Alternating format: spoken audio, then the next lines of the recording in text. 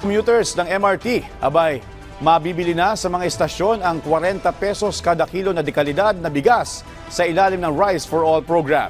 Ang detalye sa balitang pambansa ni Gab Villegas live. Gab? Joshua, sa pagsisimula ng Rice for All program dito ng pamahalaan sa MRT North Avenue Station, pinilahan ng mas murang bigas dito ng pinalawak na programa ng Department of Agriculture. Ayon sa namamahala ng kiosk ng kadiwa ng Pangulo dito sa MRT North Avenue Station, nitong Miyerkules sinimulan ang pagtitinda ng bigas dito. 40 pesos kada kilo ang presyo ng bigas dito sa stall ng kadiwa ng Pangulo sa MRT North Avenue Station na bukas mula alas 3 ng hapon hanggang alas 9 ng gabi na pinangangasiwaan ng Food Terminal Incorporated o FTI. Ayon kay Agriculture Secretary Francisco Chu Laurel Jr., ang Rice for All program ay katuparan ng nais ni Pangulong Ferdinand R. Marcos Jr. na makapagbigay ng mas murang bigas sa mas marami pang Pilipino. Ang programang ito ay bukod pa sa inisyatiba ng pagbebenta ng 29 pesos kada kilo na bigas na sumusuporta sa vulnerable sector. Kabilang rito ang mga senior citizen, persons with disability, mga solo parent at mga indigent. Kasunod rin ng matagumpay na rollout ng Rice for All program sa ilang pamilihan at mga istasyon ng tren. Plano pang palawakin ng DA ang Rice for All program sa 9 na dagdag pang mga lokasyon. Joshua, mapunta muna tayo sa iba pang mga balita. Magpapatupad ang MRT3 ng adjusted operating hours bilang paghahanda sa holiday season. Alinsunod na rin sa direktiba ni Transportation Secretary Jaime Bautista na makapagbigay ng maginhawang biyahe para sa mga pasahero.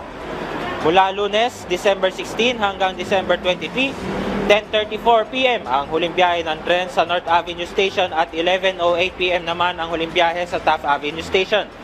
Normal operating hours naman ang susundin para sa mga unang biyahe sa umaga na 4:30 ng umaga sa North Avenue Station at 5:05 ng umaga sa Taft Avenue Station. Pagdating naman ng bisperas ng Pasko at bisperas ng Bagong Taon, 7:45 ng gabi ang oras ng huling biyahe ng tren sa North Avenue Station, habang 8:23 naman ng gabi ang huling biyahe sa Taft Avenue Station.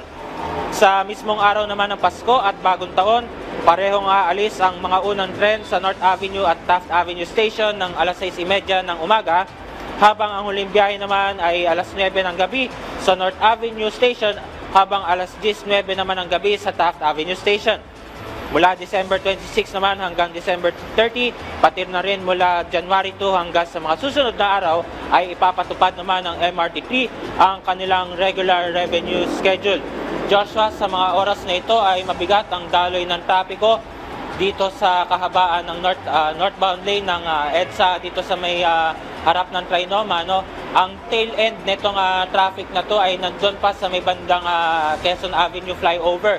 Habang ang southbound naman dito sa EDSA North Avenue ay maluwag at makakaranas ang mga biyahero ng maaliwalas na biyahe hanggang sila ay makarating ng EDSA Kamuning Flyover, kung saan doon na magsisimula ang mabigat na daloy ng mga sasakyan. At yan muna ang latest. Balik sa iyo, Joshua.